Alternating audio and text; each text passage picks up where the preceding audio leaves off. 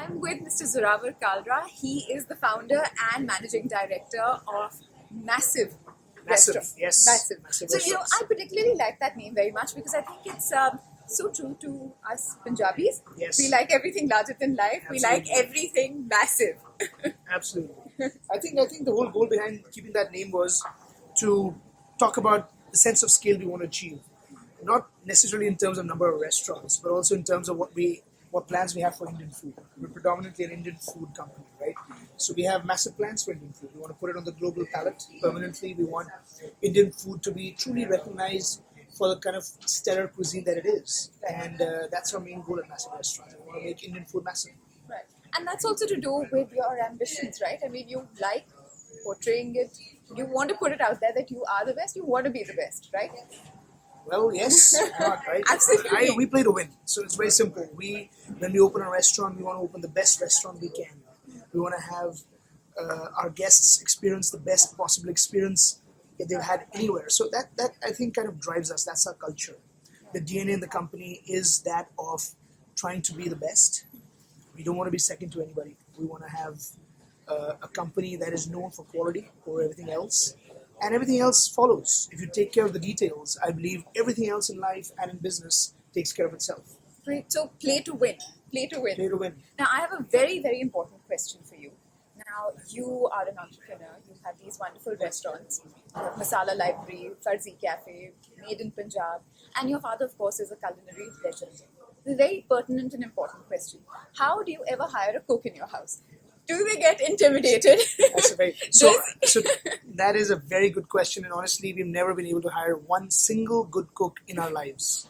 Nobody wants to work in this house, and even though it's not that we're uber demanding or we're this crazy bunch of psychos that send back food 4 times. We don't do that in restaurants. We don't do that at home. But it's just the perception is that we're like that, and so no good cook wants to join us. They're intimidated by you. They are in my company. So I have like 300 chefs in my company. Right. None of them want to work in my home. They'll work in your company. I tell them, I bribe them. I'll pay you more. I'll pay you more than I'm paying you in my own restaurants. Just come to my house and make me some, chicken curry. Right. But no, so we have a hard time. But the good thing is that my dad is, because he's in a wheelchair, he's not very mobile. So he's at home a lot. So he's able to convert these regular cooks into some kinds of mega cooks. So they become mega cooks now. So it's good. It's working for us. They do decent food, but we keep improving it. But definitely the food at home is very much like anybody else's house. Dal, sabzi, sandwiches very often also.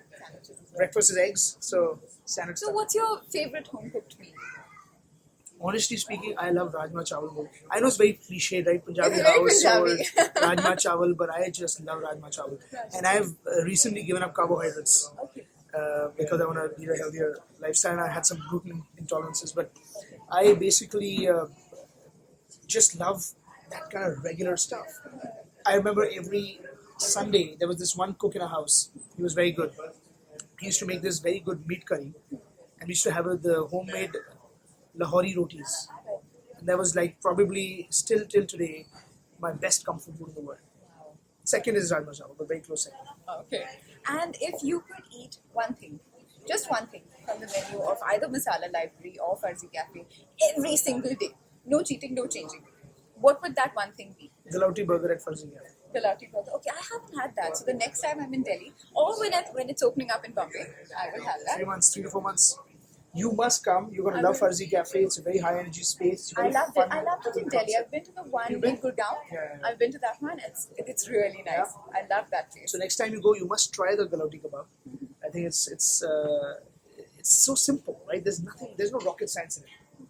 We just make a great bun, a great kebab, put some onion in there, and a green chutney, and that's it. So it's like a brioche bun that you have? No, we make our own. It's not a brioche, but it's our own special combination where there is a very specific mixture of yeast and etc. to make it very spongy, so it holds itself well.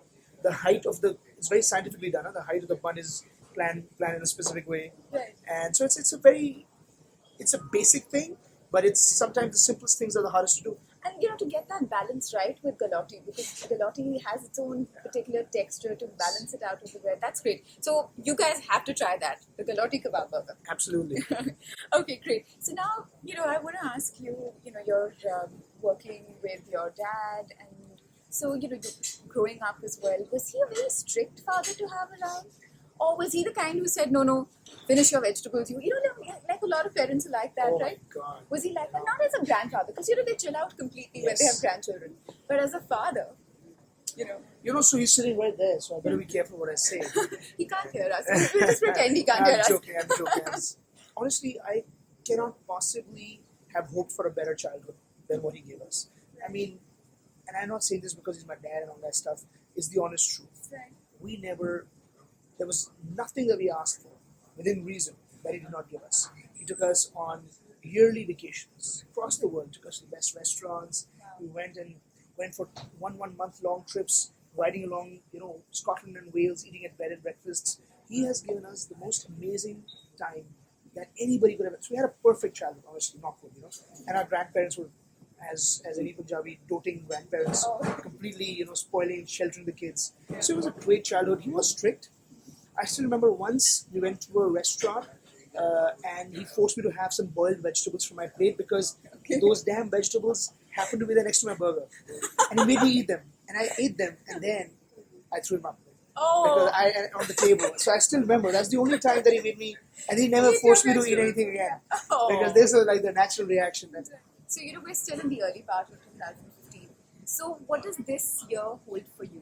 2015. What is 2015 going to be for you, for Zorawar Kalra, and for Massive Restaurants? So, this is a very exciting year for us, honestly. We are planning on launching at least 2 new concepts, which will open in Bombay in the next 3 months. We're also going to be taking Masala Library and Farzi Cafe global. So we're looking at opening a Farzi Cafe in Dubai in about 3 to 4 months, and a Masala Library hopefully in New York, fingers crossed. Oh, wow. You heard it here first. Yes. So in New York, but again, too early to say. I think we should be able to close that deal soon, and then it'll open before the mid of the year. And you already have a Masala Library in Dubai, right? No, we don't. Oh, you we don't? don't, but we're working on it. You're working on it. Well, that's great. So that's really fab. It was so nice chatting with you. Thank you for being here.